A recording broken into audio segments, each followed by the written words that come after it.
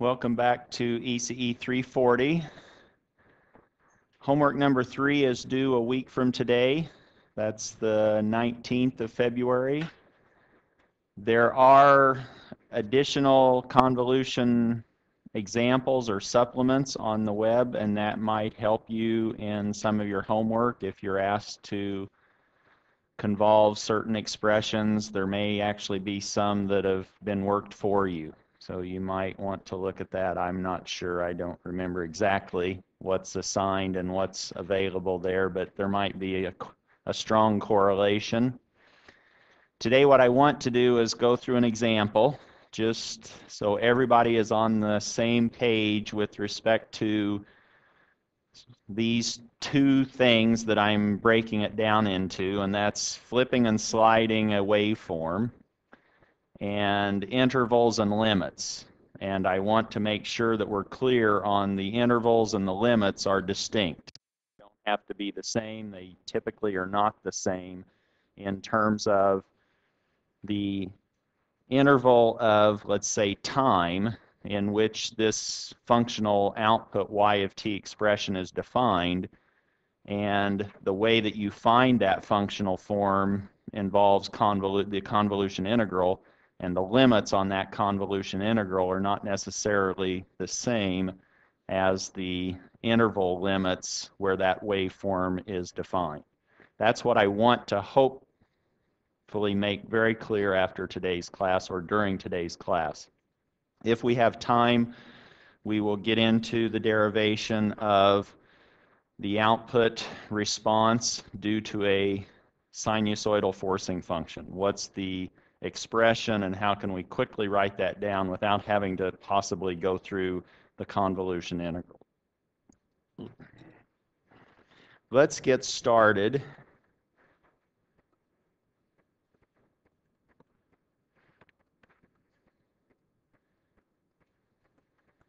With another convolution example,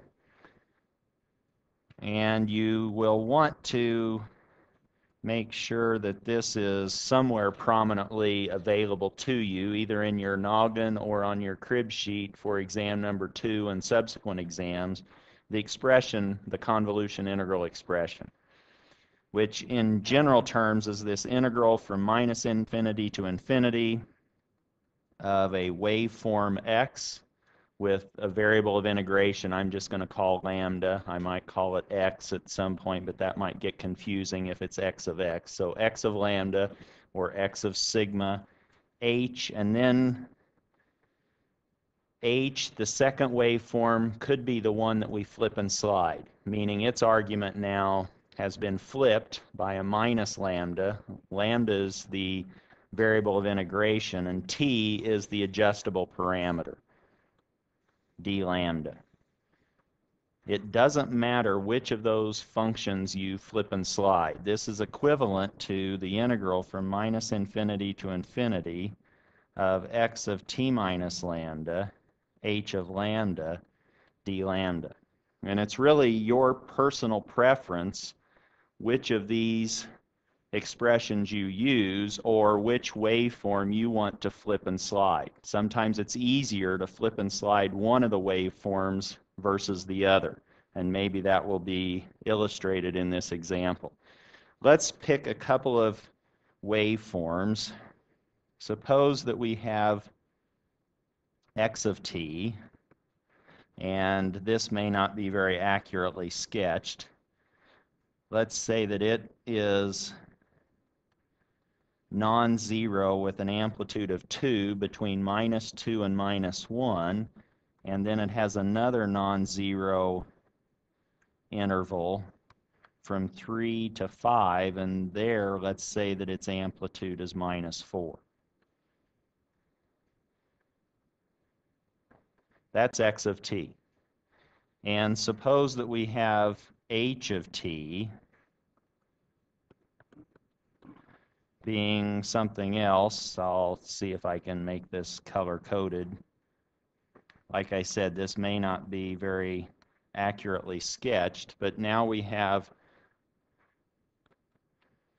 a waveform that is non-zero between 4 and 8, and it's a linear waveform, and it gets up to an amplitude of 4 when we reach 8, and it has a magnitude or an amplitude of 0 at 4. Now, what we want to do is find y of t, which is the convolution of these two waveforms, and this may not represent anything physical per se, but it is a useful example to help illustrate the idea of convolution and what's involved. Meaning you could think of h as being the impulse response of some system. That means if you hit the system with an impulse at t equals 0, it's going to wait 4 seconds and then it will ramp up to 4. It will linearly ramp up and then it'll shut off after 8 seconds. That's the impulse response. You could think of it that way. Now what we want to do is we want to excite that system with this input, which is not an impulse. This is a couple of pulses, not an impulse. These are a couple of pulses. And in fact, relative to where we've defined 0 time, we're saying x begins even before 0. X is beginning at -2 and it finishes at 5. And I think last time we talked about something like this, if not similar, as to when we might expect to see a non-zero answer for the output y. Here, we're exciting the system, let's say h, with an input at -2. When do you expect to first see something coming out of your system's output? You apply something at -2, you have to wait 4 seconds. So 4 on to -2 says we should be seeing something at 2. Meaning we can already anticipate that y of t is going to, let's say, be non-zero between -2 plus 4 or 2. And when are we going to quit seeing an output?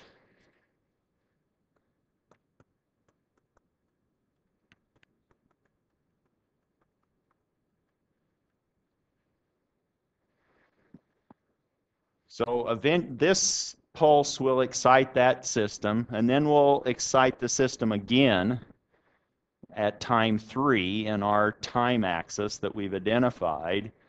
And then we'll just keep hitting that system with a -4 amplitude until 5 seconds hits. Then when can we expect to quit seeing something wiggling at the output?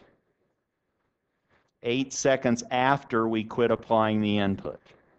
So that's going to be then this 5 plus 8, or 13. So we're going to expect a non-zero output between 2 and 13. That's where we should expect something wiggling at the output of this system that's being excited by that waveform x. Question? Pardon?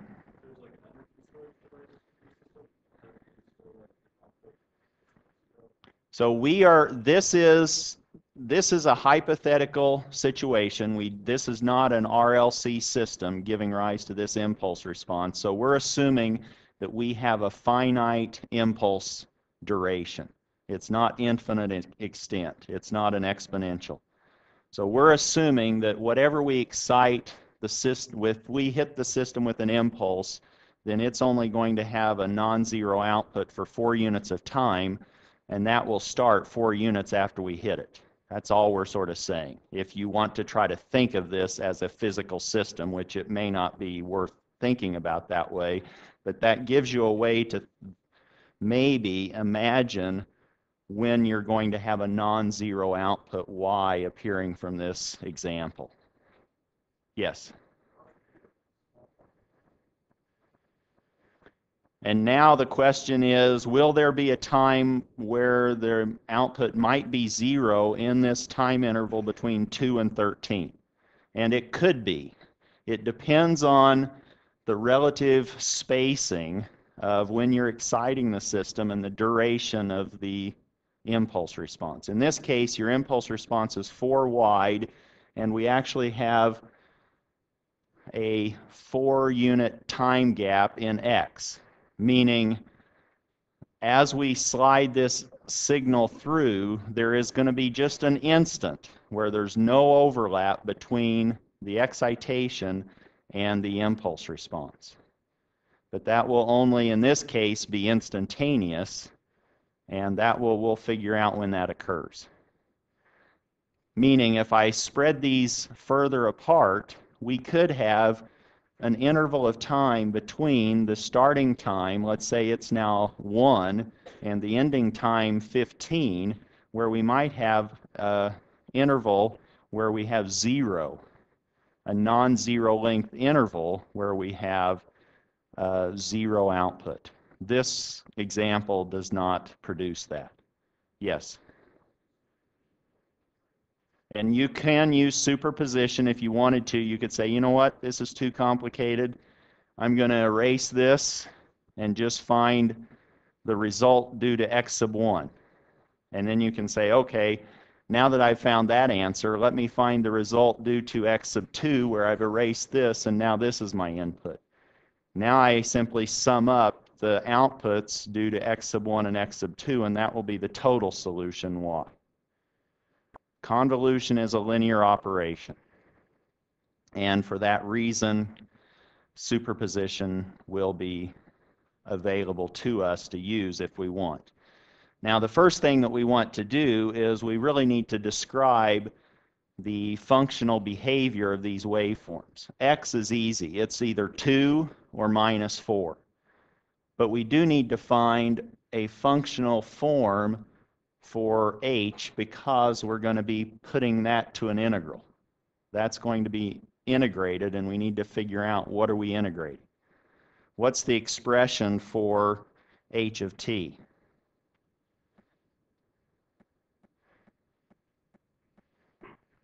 What's its slope? So it's a straight line. Y is equal to mx plus b. What's the slope? 1. So now we have 1, and if our horizontal axis is t, we have 1 times t. And now we could either find the y-intercept, or we could say, you know what, this mx plus b or mt plus b needs to be 0 at 4. I plug in 1 for m, 4 for t. I now have 4 plus something equals 0. That something needs to be minus 4. Or we could just extend that line back and find that the y-intercept is minus 4. But that's now the functional form that we need to find before we do much of anything.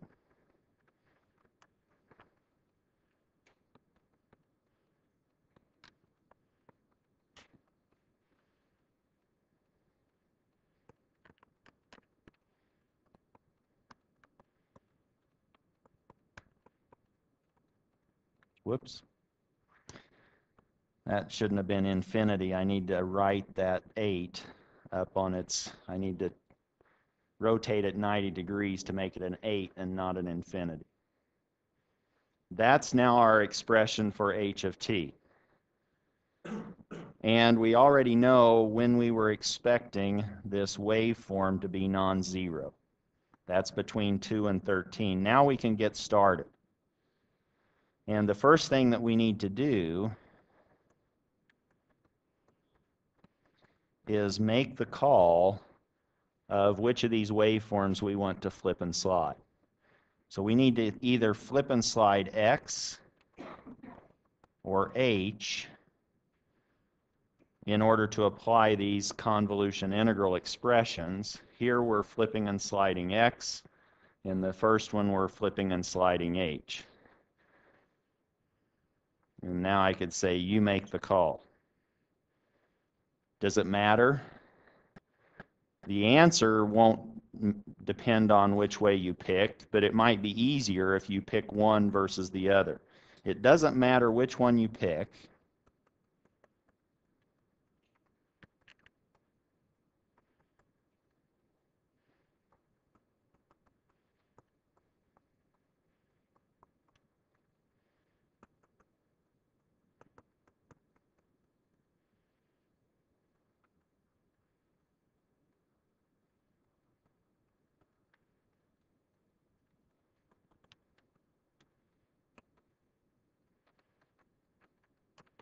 Now the final answer will be the same if you don't make any mistakes or errors.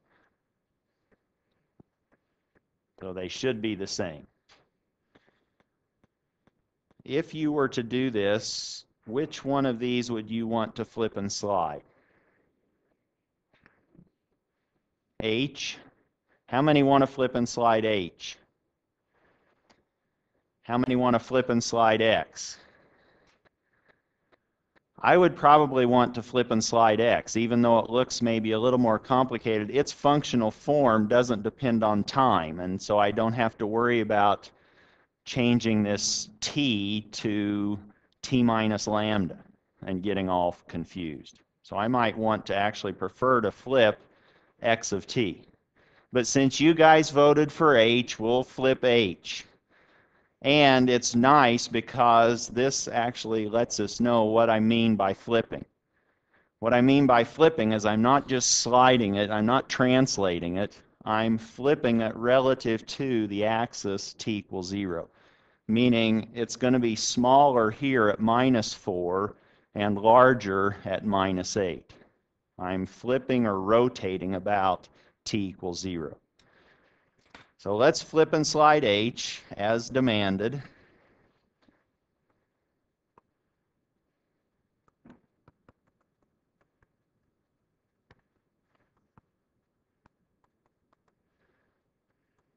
And that's actually going to give us an interesting process anyway. This will make the example maybe a little bit more fun to play with. Did I make h red to begin with? All right, I'll try to stick with that. Here is h of lambda. I'm going to do this in many, many steps.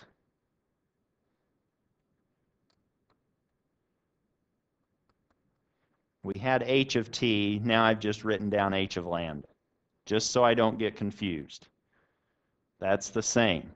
Now let me flip that. I really need h of t minus lambda, but let me do it in a couple of steps. Let me now find h of minus lambda.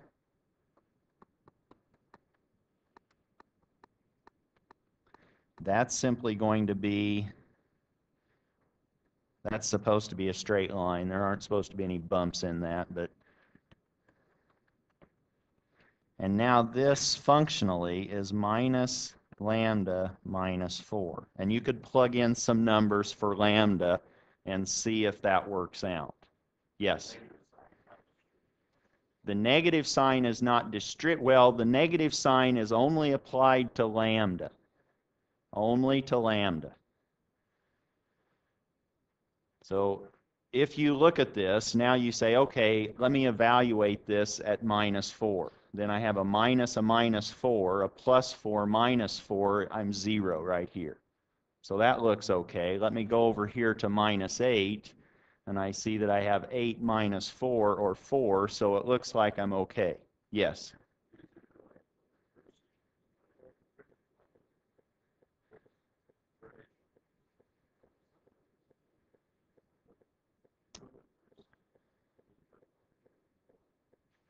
It's up to you. The question was, do you want to flip it first and then find the equation for the line? I like to just start with what I'm given and find the equation for h of t, and then play with that to find h of t minus lambda.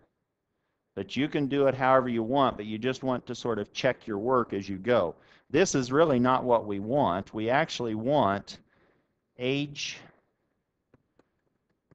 of t minus lambda, and t is now an adjustable parameter. And really what we're doing is we are going to change lambda to this expression t minus lambda in our original h of lambda formula. Meaning, here's lambda, and now we have t minus 4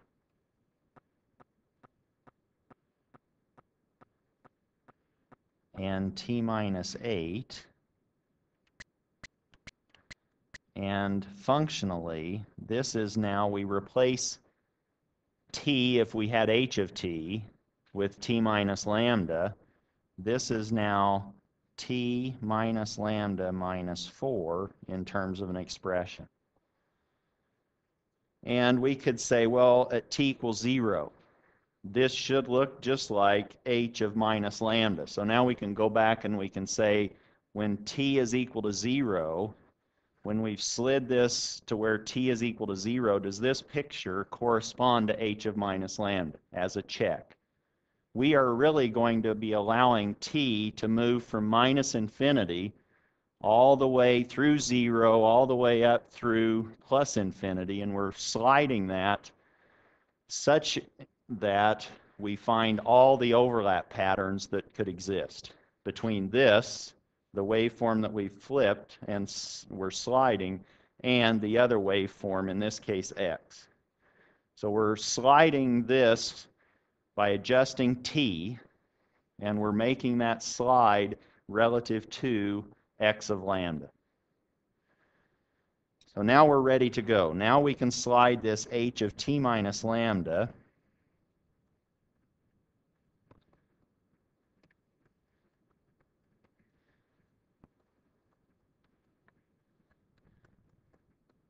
through x of lambda. And this is going to result in many, many different cases of what I'll call overlap, different overlap situations. Let me just sketch what we have. First thing that we probably want to do is sketch x of lambda again on this axis. What was it? It was blue, and it was minus 1, minus 2, 2, and then it was over here 3 and 5, and at that point it was down to minus 4. And what we want to do is we now want to slide h of t minus lambda all the way from the left all the way through to the right and pick up all the unique overlap cases or pictures that look unique in structure as far as how they're overlapping one another. The very first one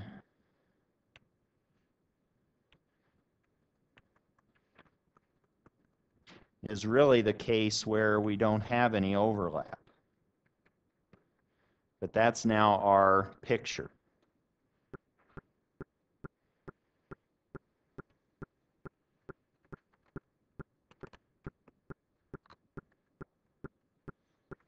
Again, we're adjusting t, or we're allowing t to be adjusted in a way that allows us to see all these different unique overlap pictures or cases. This is case 1. Now, when do we see this picture or this overlap pattern? When is this in existence, or when is this true? So now I'm going to say this has no overlap.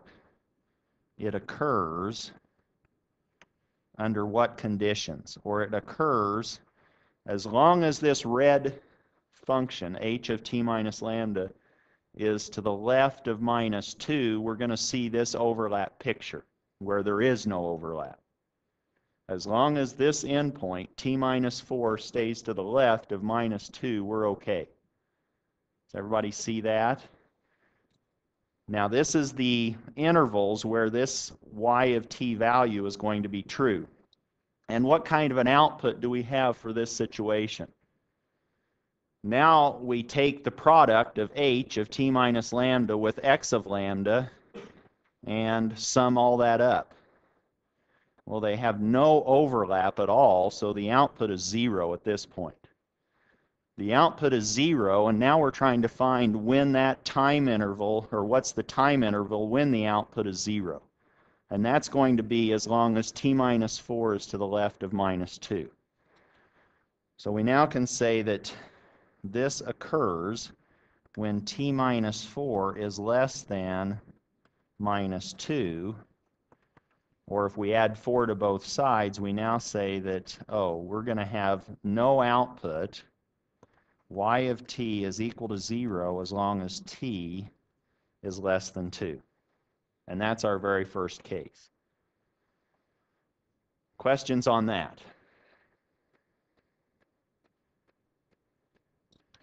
Now we can keep sliding.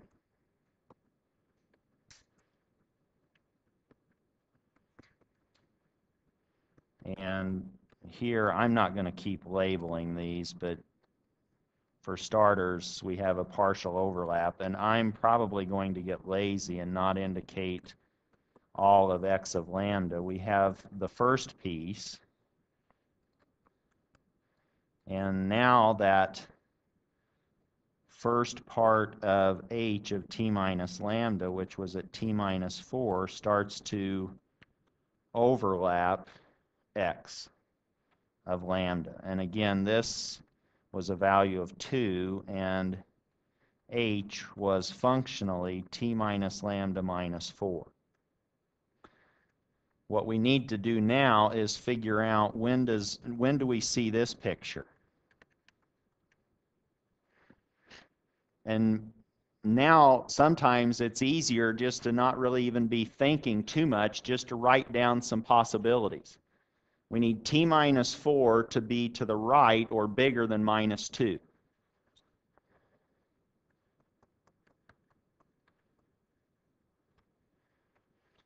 We also might need t minus 4 less than minus 1, or we might need t minus 8 less than minus 2. Maybe we can't see which of these are going to happen the quickest or the soonest. So we just write them all down and we see what's the smallest intersection of these conditions. The first one says that this is going to happen if we add 4 to both sides, as long as t is greater than or equal to 2. This says if we add 4 to both sides, this is now t is less than 3. What's this say? Now we add 8 to both sides. T is less than 6. Well, this one's not going to be in play, is it? We're going to hit this constraint, t less than 3, sooner than t less than 6. So this is not going to cross through minus 2 before t minus 4 crosses through minus 1. That's all that's telling us. That x is of a longer duration, h is of longer duration than this first piece of x. Question?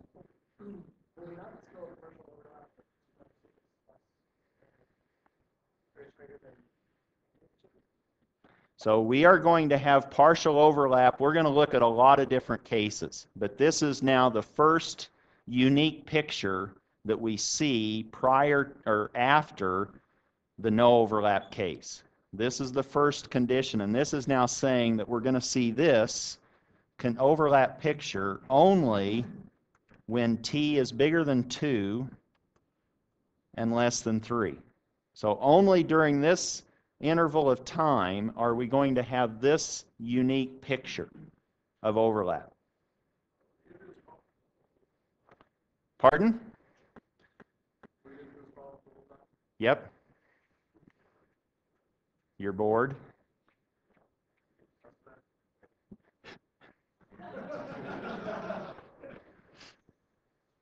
Patience, patience. So what's the expression for y of t? We now know when it's valid.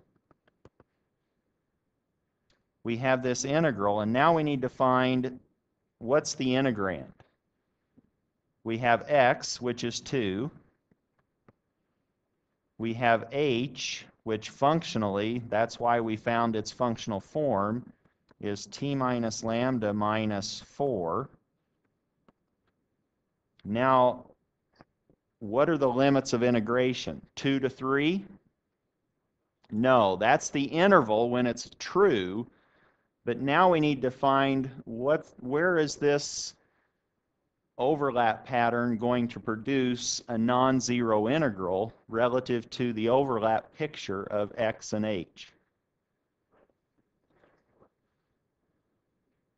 And that's right there, isn't it? It's only in that little interval. The lower limit is now minus 2. The upper limit is t minus 4.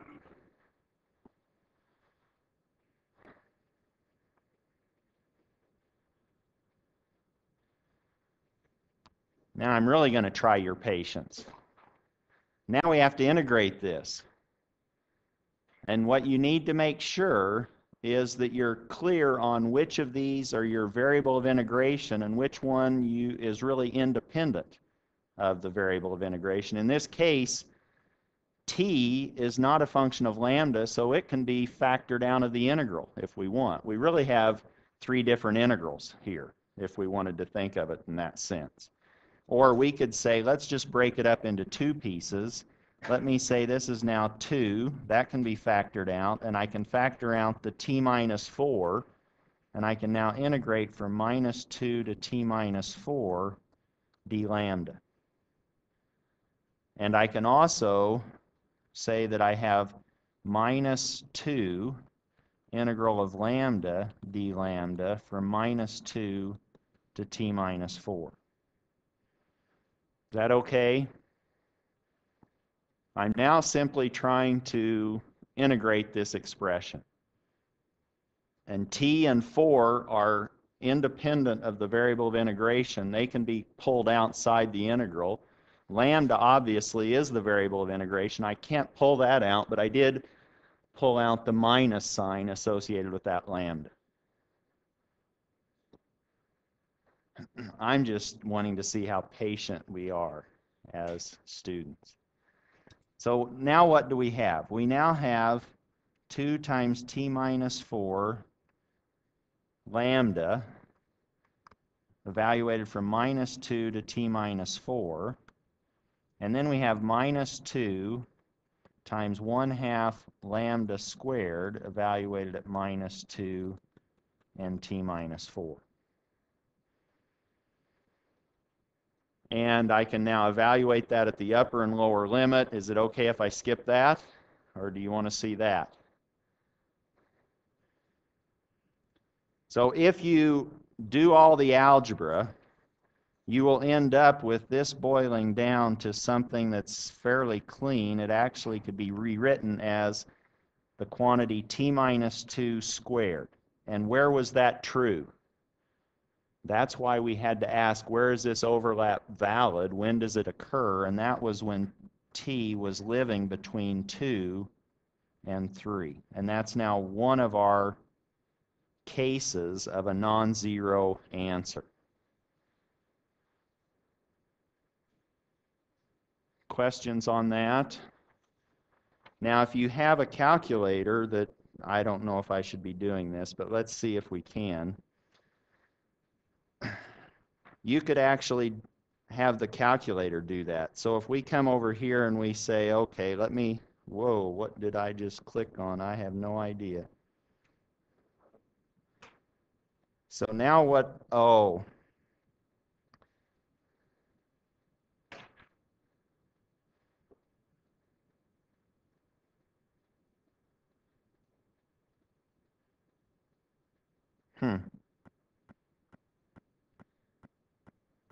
Now I want to find my integral.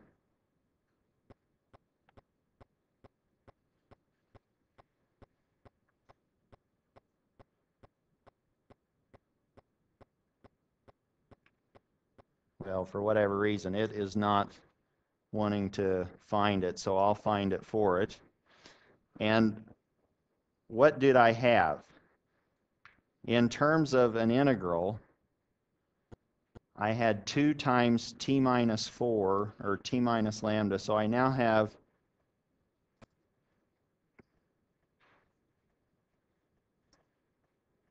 wow, I'm really messing up. So there's, I don't want that. This is, enter is not backspace, which is what I keep doing. This is supposed to be 2. My limits were what? Minus 2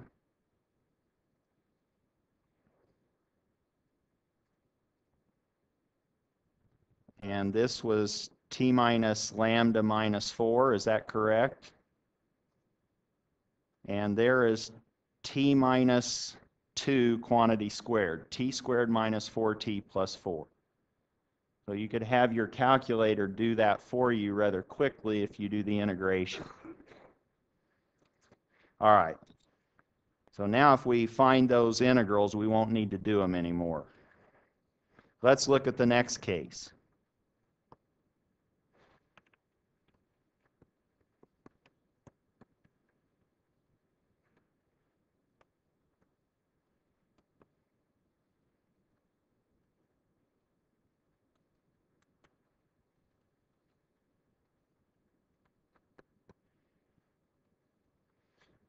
What do I want to draw now?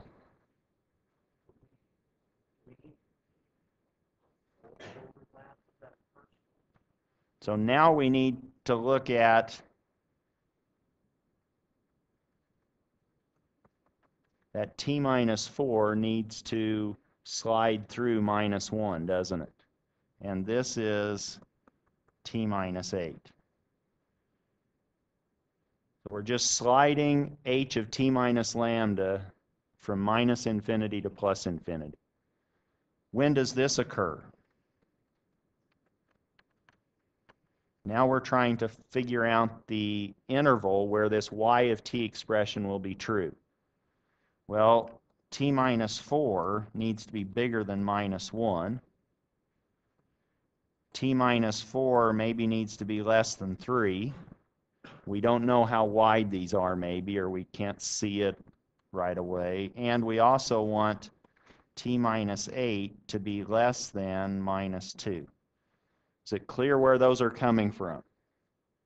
We need this endpoint, t minus 8, to be to the left of minus 2, and we need t minus 4 to exceed minus 1 and stay less than 3. And we can now figure out when that happens. This is now when t is greater than or equal to 3. This is going to be true as long as t is less than 7. And this is t is less than 6. What's our interval? Question?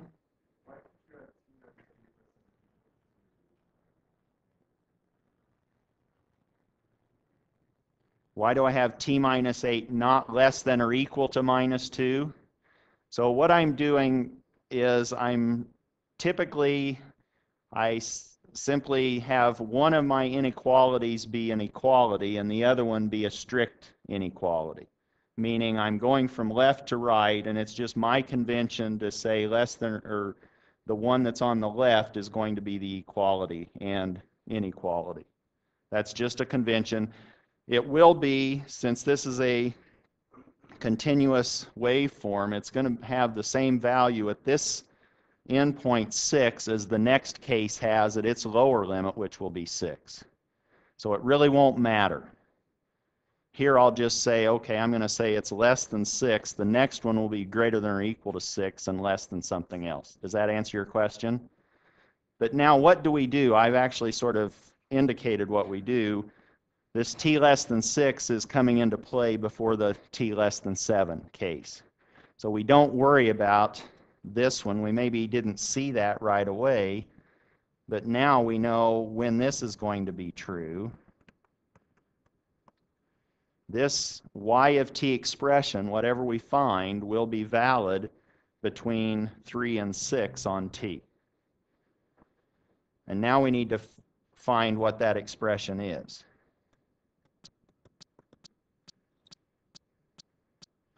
X is still 2. Y is still t minus lambda minus 4. And now we need to find the limits on the integral.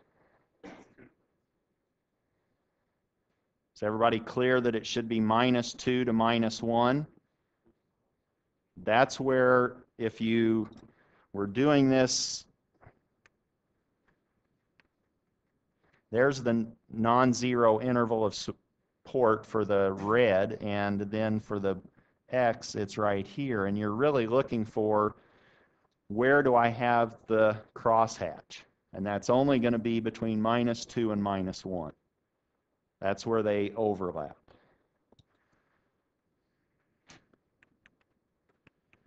And that's now my integral. And if I perform that integration, I end up with this being equal to 2t minus 5, and that's valid for t between 3 and 6. Questions on case 3? And again, we could evaluate that pretty quickly now because this hasn't changed in our calculator and neither is this. We just have to change maybe one of the limits on the integral. Meaning if I could get, I'm wanting to see if I can actually make this happen. And I almost hit enter again, but wasn't that what we had? And now there's verification of the integral, 2t minus 5.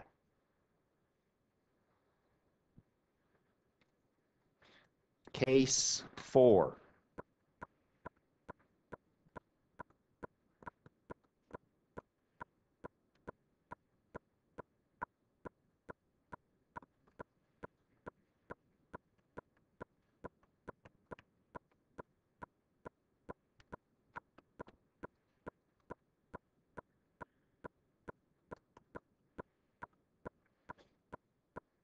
What do I draw now?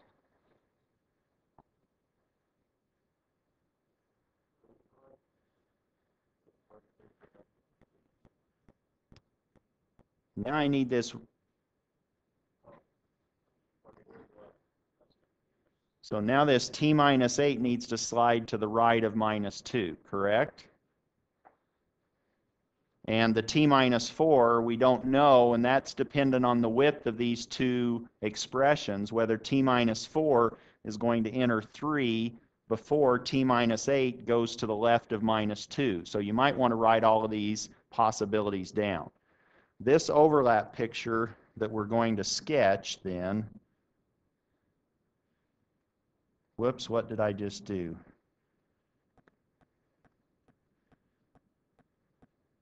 Let me change it up a little bit and try to be really careful. Wow. This is what I'm thinking is happening.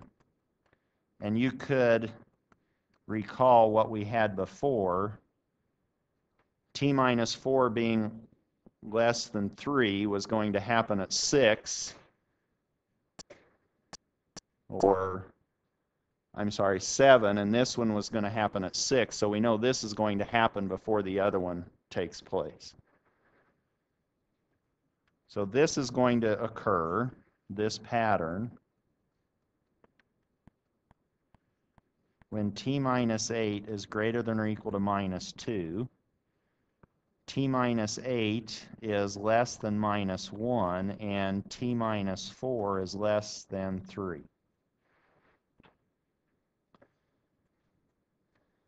This says t is greater than or equal to 6. This says t is less than 7. This says t is less than 7. And so we see that this t minus 8 is going to be at minus 1 exactly at the same instant as t minus 4 is going to be at 3. It'll just be exactly at that instant that the red will not be touching the blue, essentially. This now says that this overlap picture is going to be when t is between 6 and 7.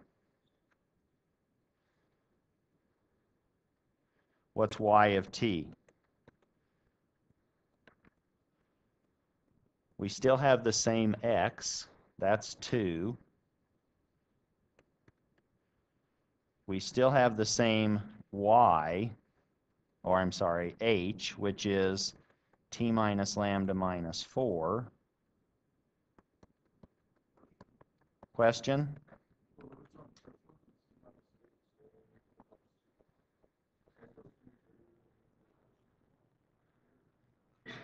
So now we want this vertical end on h of t minus lambda, the t minus 8, it was to the left of minus 2. So it was less than minus 2. Now we want it to be bigger than minus 2, but we want it to be less, remain less than minus 1. Is that okay? Question?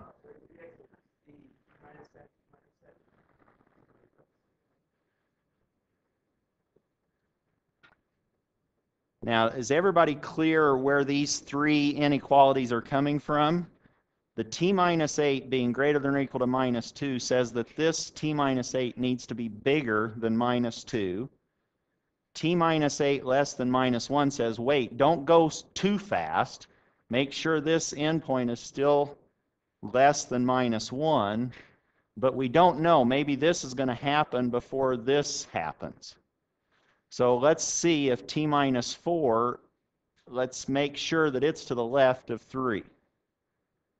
So the t minus 4 being less than 3 is the other one. And now we just evaluate for t and see what happens. And it just so happens that t minus 8 equaling minus 1 is going to happen exactly at the same time t as t minus 4 is going to be on top of 3.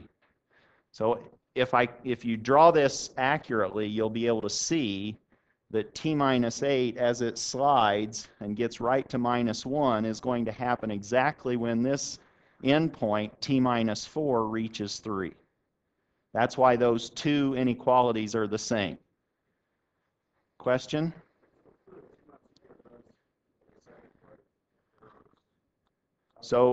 So let's say that t minus 4, let's say that this blue x of lambda didn't start at 3, maybe it started at 2.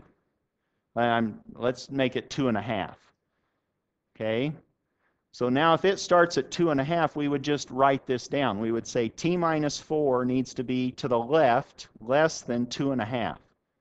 Then we would see that t is less than 6.5, and this one says t is less than 7. So we would take this t greater than 6 and t less than 6.5 and throw this one away and wait for it to happen later. Yes. No. The question was, if this 3 was actually 2.5, then can everyone see that this red would be spread across two different functional forms of x? And then you'll have two different integrals, actually. And you'll need to make sure that you evaluate those two different integrals independently, but they will be valid. That expression, the result of those two integrals, will be true when t is bigger than 6 and less than 6.5. But you'll have two overlap regions. Is that making sense? So what I had done in words is I had said, what if we did the following? What if we had this? Then this would have changed to 2.5, and this would have changed to 6.5. And this would have changed to 6.5. And then we would have this integral evaluated where?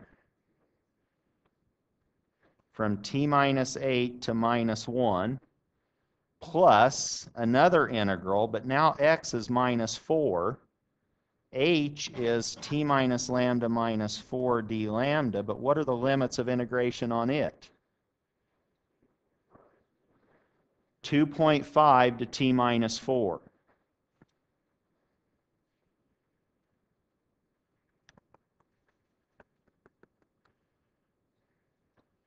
Any more questions? Is that clear? What? Not if you want your test back, huh? Is that modification clear? Is it clear what we did? And now you would need to evaluate these two integrals and find an expression for t, and that would then be valid between 6 and 6.5. I don't know if this will be on the next homework or not. There's something like that. But and there are cases where you do have to separate your convolution integral into two different pictures or two different patterns. And the reason we had to do that was because x assumed two different functional forms. In one interval it was 2, and in the other interval it was minus 4. And that's why we had to separate it into two different convolution integrals and worry about two different sets of limits on those integrals. Is that clear? Now, I'm going to leave this in there, but I'm going to go back. So that was the mod. Let's go back and say that we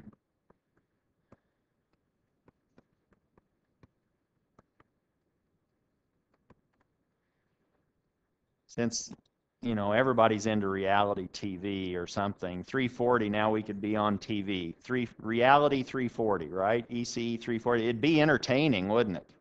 You could sit and watch this for hours.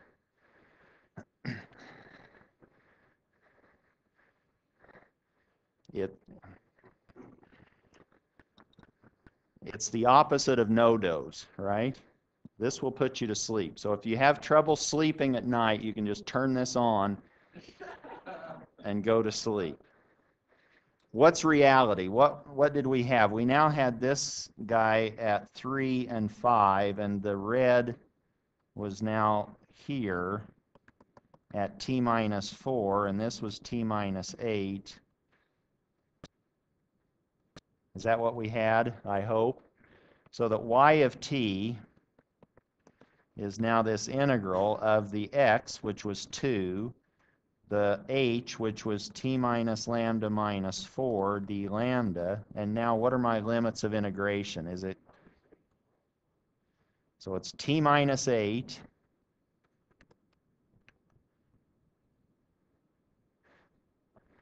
to minus 1. And if we do that, we eventually end up with a result that has y of t equaling minus t squared plus 6t plus 7 for t living between 6 and 7. And we could check this. As a check, you might say, well, what's y of 6? That better be the same answer as what I get for the previous case when I evaluated that expression, because this one's true for t equal to 6. And somewhere back here, if we evaluated this at 6, what do we get? 12 minus 5, or 7. So y of 6 is 7. And if we come down here and we said, as a check, y of 6 is now minus 6 squared plus 6 times 6 plus 7, which is minus 36 plus 7, so it does check. We are maintaining the same result between these different intervals, and that's what should happen. Pardon?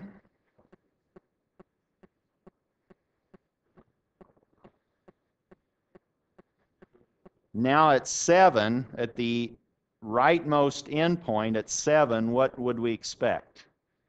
When t is equal to 7 here, that's where we get that h of t minus lambda right in between the x's. There should be 0 output. If we plug in 7, we get minus 7 squared, minus 49, plus 42 plus 7, 0. Just for an instant, just for 7, which is infinitesimally small in width, isn't it? But it's still giving us the right result. Does everybody see that? Y of 7 then, somebody wanted to keep going. This is now minus. That checks also, our intuition. Where were we? Let's, case 5.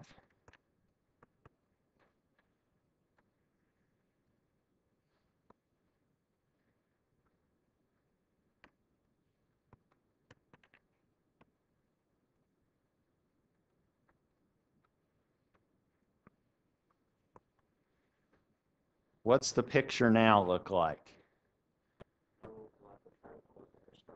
We could have, okay, we have this instant where it's right there, but there's no need to really even consider that because our last case picked that up, didn't it? And this case should pick it up also. So let's go ahead and move this t minus 8 end through minus 1.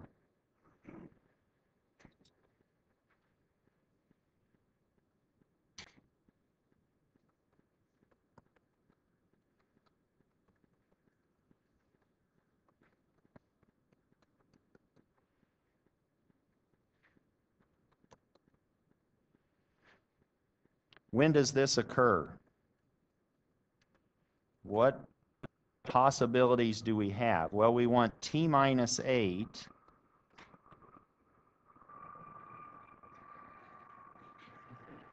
to be bigger than minus 1. That's what we get for doing convolution for an hour, huh? What else?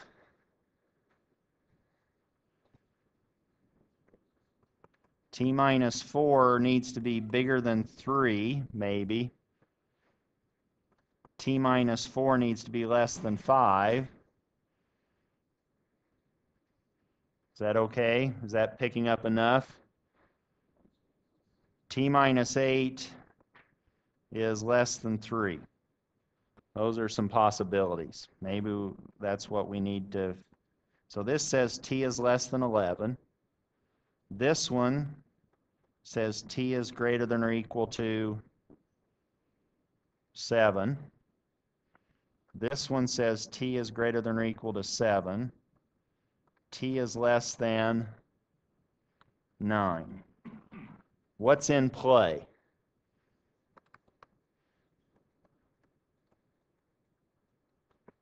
Is that okay? This is the interval of time when we need y of t to be the following expression. Y of t is now an integral, and now we need to realize that x has changed. It's now minus 4. H is still the same. That's t minus lambda minus 4 functionally. What are my limits of integration?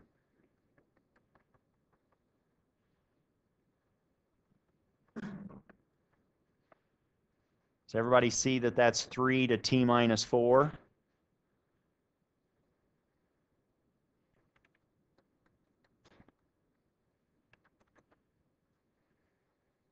And if we evaluate that, it ends up being minus 4 times t minus 4 t minus 7.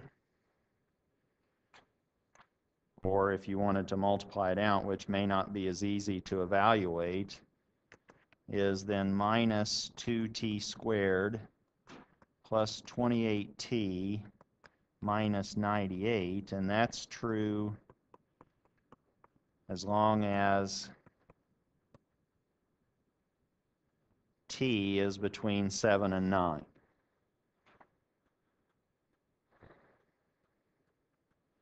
So if we plug in 7 here, do we get 0? Yes. So that's consistent with our previous expression. And at 9, we should get something non-zero because there's some overlap there. Questions?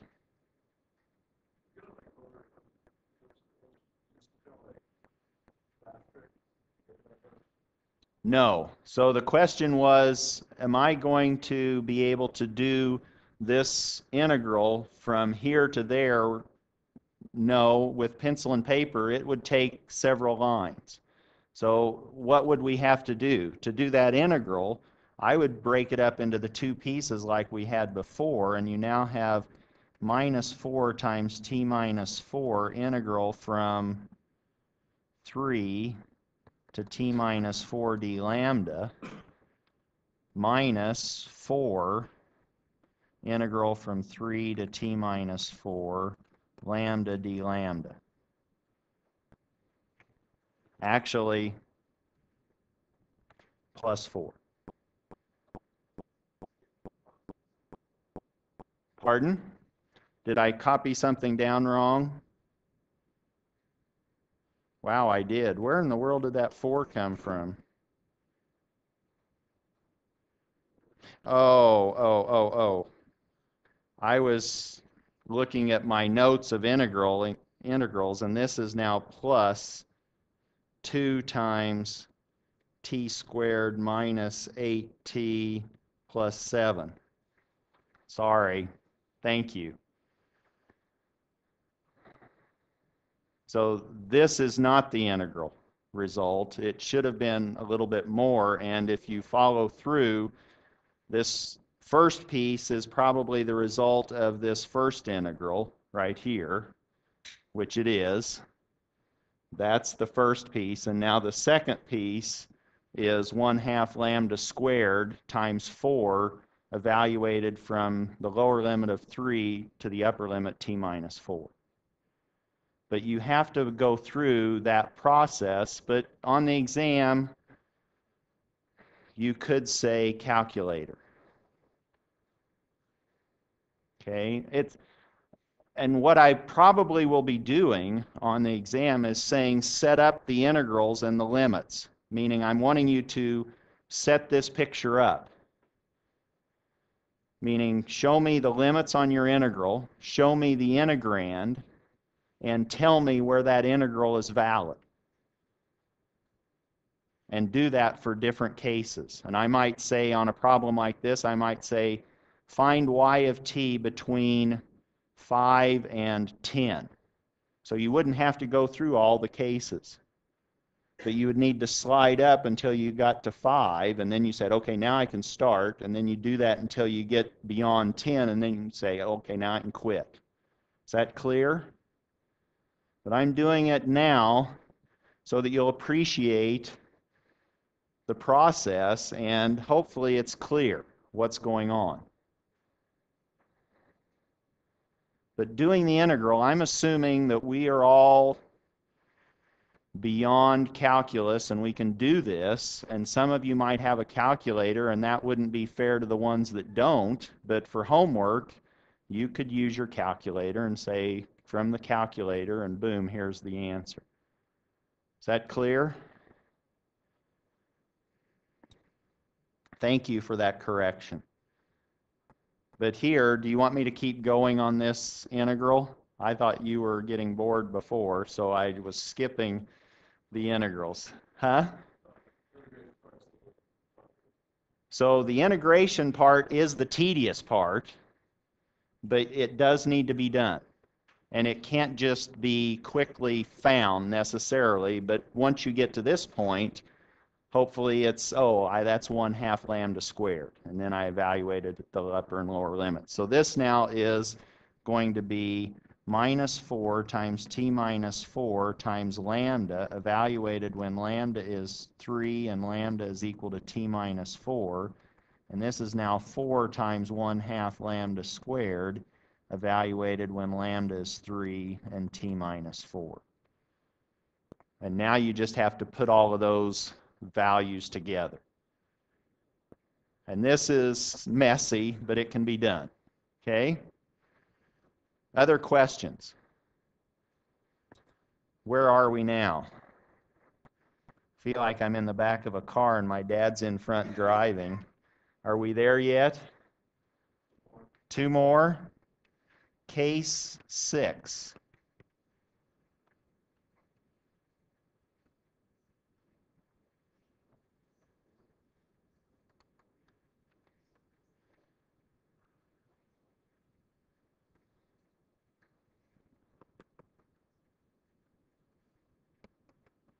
Is this the scenario now? This is t minus lambda minus 4.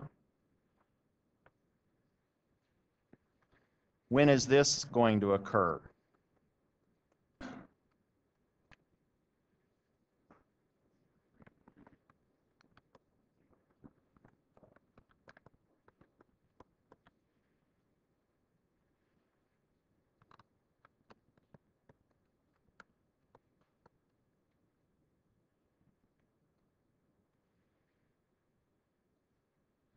This is now going to be when t is between 9 and 11, and our y of t functionally is minus 4 t minus lambda minus 4 d lambda. And what are my limits of integration?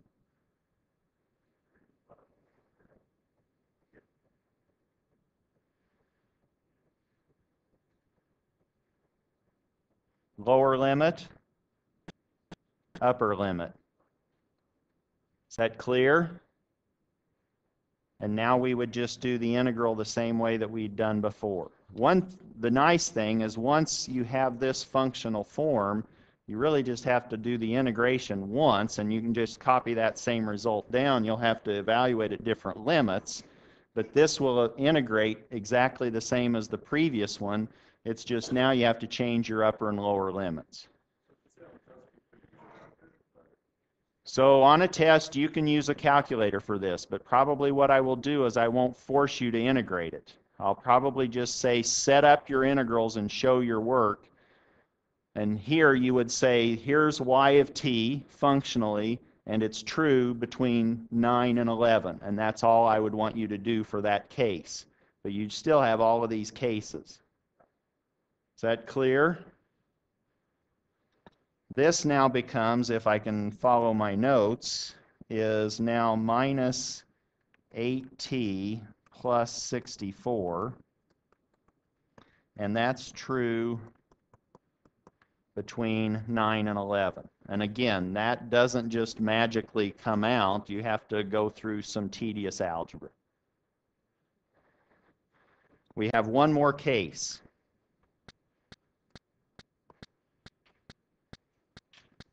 Well, prior to the no overlap case. Here's lambda.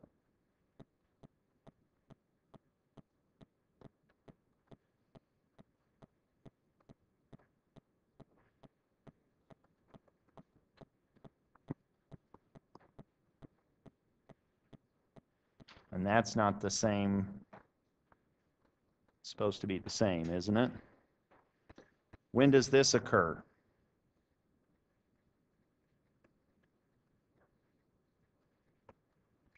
So t minus 8 needs to be bigger than 3, doesn't it? T minus 8 is less than 5, and maybe you want to say t minus 4 is bigger than 5 just to make sure, but that should be already done. This is now t is bigger than or equal to 11. This is t is less than 13. And you can see, I hope, that when t minus 8 gets bigger than 5, when t is exceeding 13, we have no overlap and y is 0 for that point on. And that's consistent with our very first comment, is when do we expect y of t to be non-zero in this whole mess, between 2 and 13. What's the integral? What's important here? The limits and the argument, the integrand. The argument is minus 4, t minus lambda minus 4, d lambda. What are my limits of integration?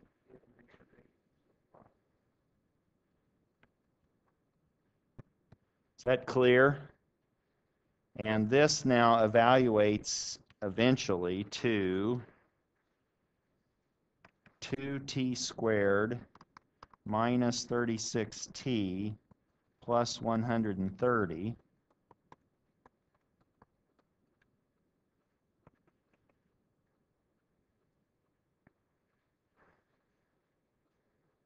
And we could check this at 11 to see if it's the same as what we had for 11 in the previous, to see if our answers are correct.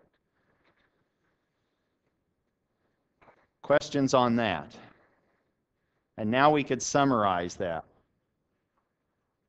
And we have 8 different lines for our y of t expression. It has 8 different functional forms, 2 of those being 0 at the 2 ends. Is that clear? What if we would have flipped and slid x?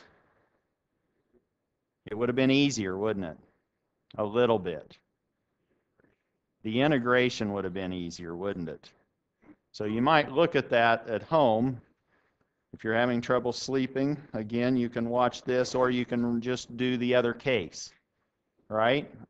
Now, is everybody going to ace the convolution on exam 2? Probably not. At least we're being honest. This is reality TV, right? Are there any questions on this? Now, how could I vary this up? What if I said, instead of find y of t, I might maybe said, what is y of 8? Find y of 8. Well, if you've already done all of this, you can easily find y of 8. You just go back to wherever this was true. You find this expression and evaluate it at t equal to 8. And that would be y at 8. And that'll give you some number. But if you hadn't done this, if the question itself started out and said, find y of 4, then you might say, oh, do I have to do the entire convolution? No, you can just slide that up and put t equal to 4 in and plot down your h, and then figure out what the answer is. Meaning, if I said, what is y of 8, and if we were flipping and sliding h, and if we hadn't already done the previous material, we would now say, well, I know what x is. That's this.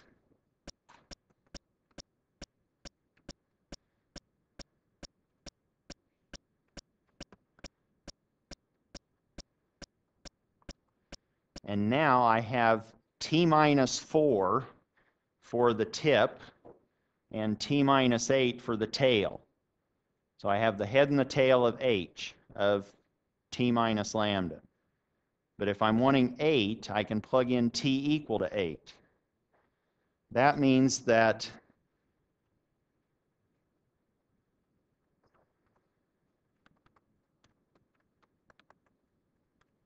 that's going to be 4, isn't it? That's going to happen when t minus 4 evaluated at t equal to 8, that gives you a value of 4. That head of h is going to be right there at 4. This other one,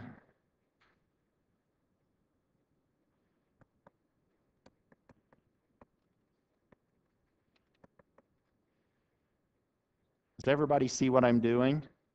And now you can simply, this is a static condition, you can now evaluate this relationship.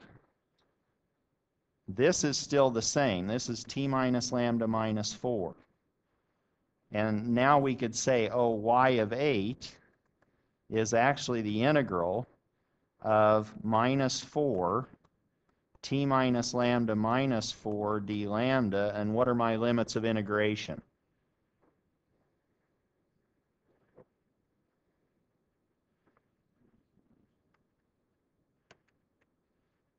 This is, in fact, t minus 4 with t equal to 8, isn't it? So it's really just 4. So now we can integrate from 3 to 4, this mess, and that will give us a number. And we wouldn't have had to do all of this convolution if all you were asked for was y at some instant of time, 8. Is that clear? Questions? Yes. So now, good question.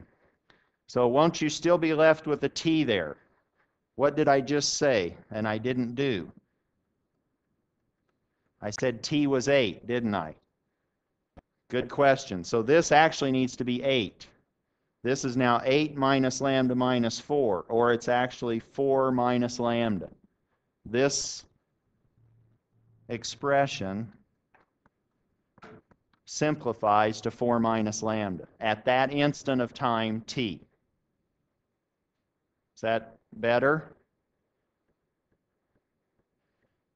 The other thing is you could have left this upper limit as t minus 4. You could have left this as t, integrated it. It would now be an expression for t in terms of t, but you could then replace t with 8 and find the answer. That would be the other way to work that problem.